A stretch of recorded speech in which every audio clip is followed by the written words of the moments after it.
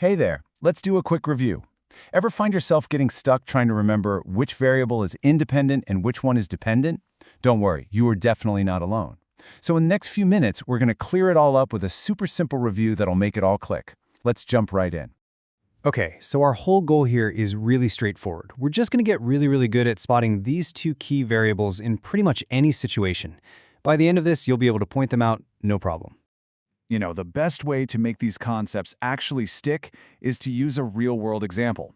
So, to do that, we're going to talk about a scenario involving someone named Jada and her babysitting job. All right, so here's the deal. For every single hour that Jada babysits, she makes $5. Pretty simple, right? Well, this very simple relationship is the perfect place to find our two variables. We can actually write this out as a really simple math equation. The total money she earns equals 5 times H, where H just stands for the number of hours she babysits. This little formula perfectly shows the connection between her time and her money. So, let's break this down. In a relationship like this one, there's always a cause. The thing that gets the ball rolling. This is going to be our starting point. In our equation, the number of hours, H, that's our independent variable. And why is that?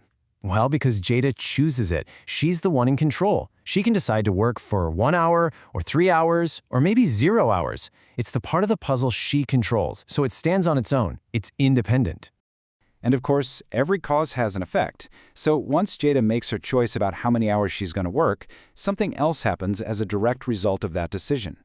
And that something else is the total money she earns. That's our dependent variable. The name itself is a huge clue, right? The amount of money she makes totally depends on the hours she puts in.